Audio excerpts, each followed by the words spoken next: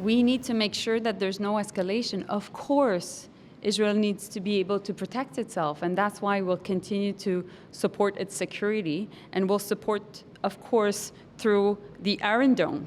At the same time, we need to make sure that parties sit down and the war stops. Canada's response to Iran's missile attack on Israel. This afternoon, Minister of Foreign Affairs Melanie Joly reiterated the government's call for a ceasefire. אנחנו נמצאים במוכנות גבוהה בהגנה ובהתקפה. And that is a spokesperson for the IDF with Israel's response, saying the military is on high readiness after the attack, that there will be consequences, and that Israel has plans and will act at a place and a time of their decision. The United States echoed that sentiment. At my direction, the United States military actively supported the defense of Israel, and we're still assessing the impact. But based on what we know now, the attack appears to have been defeated and ineffective. We have made clear that there will be consequences, severe consequences for this attack, and we will work with Israel to make that the case. So the world in many ways is holding its breath as it awaits that retaliation from Israel. What could that response be, and does this day bring us closer to a regional war? Arif Lalani is a distinguished fellow at the Munk School of Global Affairs and Public Policy and a former Canadian ambassador to Jordan, Iraq, Afghanistan, and the United Arab Emirates. John Allen is a senior fellow at the Munk School and a former Canadian ambassador to Israel. Gentlemen, it's good to see you both. Thanks for being here. Pleasure. Arif, 180 plus missiles, what appears to be a very small number of casualties. The attack was defeated and ineffective, Joe Biden says. How do we assess Iran's intentions here, given the low success rate? Was this a serious attempt to do damage, or was this a symbolic attempt to show strength?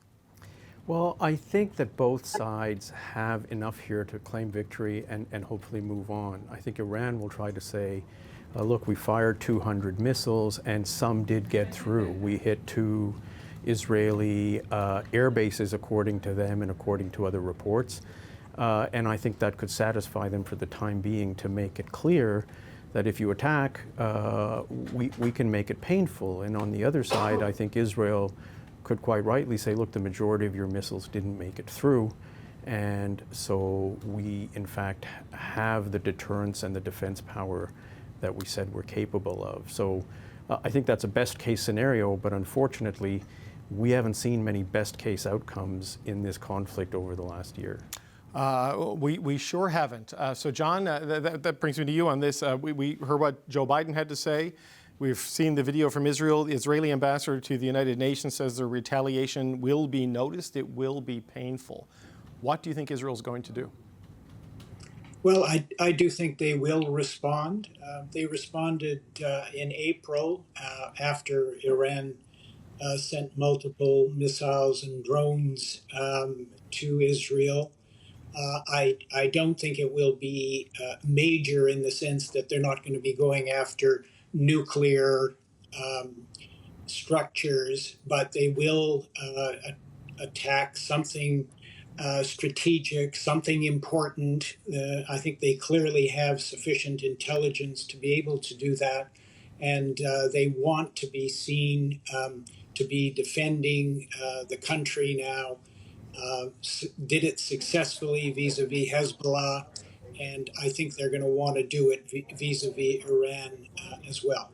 If not the nuclear facilities, John, would it be oil? What do you think they would go for in terms of a target that would be noticed and would be painful, to quote the Israeli ambassador to the UN?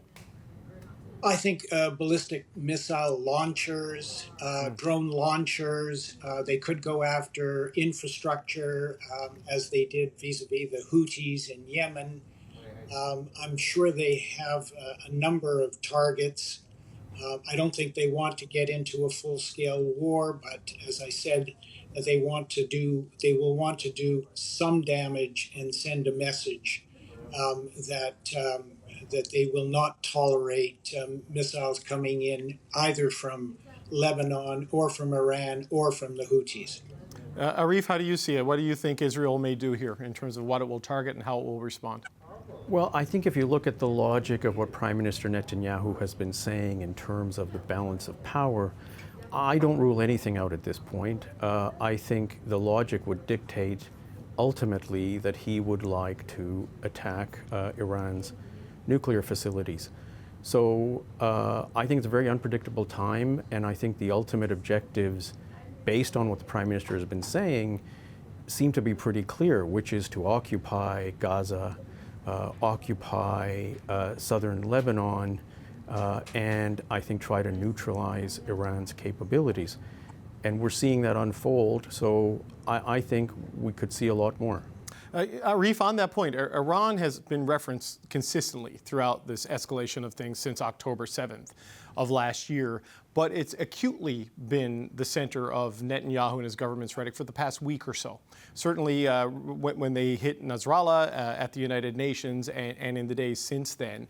It seems like they said they were shifting the focus more north to Lebanon, but it also seems like they're targeting it more east now to Iran. It's almost as if he really wants the military and political focus to be firmly on the sponsor of the proxies rather than the proxies itself. Well, I think if you take the Prime Minister at his word, he has always had an issue, and I think has always wanted to neutralize Iran's nuclear capability. So I think it is very much the focus. You know, whether all of this military action provides any enduring security for Israelis, I think is a totally other matter.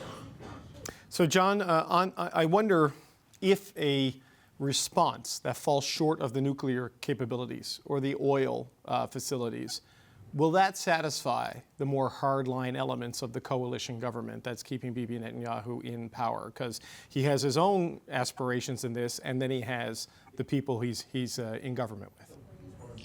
Look, a serious attack against Iran and its nuclear facilities would require assistance from the United States. Right. I don't think that Israel can do it by itself, and I don't think the United States wants to get involved in that kind of a battle right now. I do think if they do some serious damage, Israelis are in a reasonably good space right now. They've, in a sense, come out of October 7th because their military has demonstrated both intelligence and military capabilities in virtually destroying the leadership of Hezbollah. The war is finally winding down, although the suffering is not over, but the war is winding down in Gaza. So I do think that a significant but non-nuclear hit in Iran would satisfy Israelis, and hopefully it can stop there.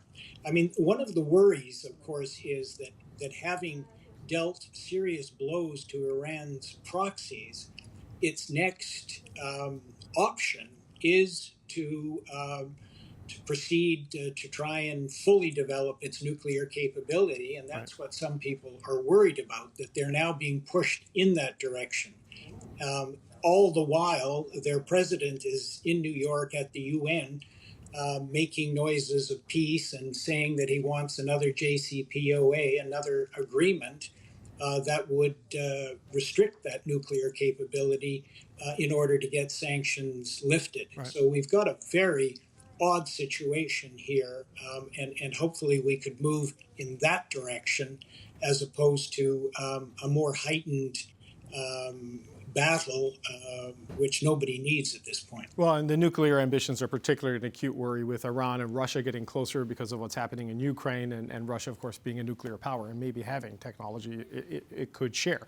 But Arif, I wonder, we've heard from Iran, if Israel does strike back, even if it is in a limited way, Iran's armed forces says if Israel responds to the Iranian attack, it will be met with vast destruction of its infrastructure. And it says if Israel's backers directly intervene against Tehran, their interests and bases in the region will face Iran's strong attack. Is that saber rattling, or is that a serious threat in your view that if Israel does strike back, as it says, in any meaningful way, Iran is going to escalate it even further, and who knows where we are then? I think it is saber rattling. I think Iran's capabilities and room for action, I think, are limited. And I think it has never made strategic sense for Iran to want a larger or a wider war. And I think that they still believe that. And on the other side, I think what you're seeing, David, is I think Prime Minister Netanyahu wants to establish as many facts as possible on the ground before the November 5th American election. So I think timing and urgency is a factor here. John, how do you see that in terms of the U.S. election play and the domestic politics in Israel? Yeah, I think Arif is correct. Bibi wants to establish as many facts on the ground as well because he wants to get those 60 to 70,000 Israelis back, and he wants the Israelis that have left southern Israel close to the Gaza Strip back. And, his popularity has gone up as a result of the attacks on Hezbollah, but he still wouldn't get a majority if there were an election. So, of course, he's hoping for a Donald Trump win. We don't know what will happen there. But I think it's important to recall that, Iran is prepared to fight Israel to the death of the last Arab. That has always been their modus vivendi. They don't want to engage Israel directly. They want the Houthis and they want Hamas and they want Hezbollah to do it. And to the extent that they can avoid getting directly involved with either the United States or Israel, that's what I think they'll hope to try and do. Arif, I was struck by something Melanie Joly, the Foreign Affairs Minister, said today.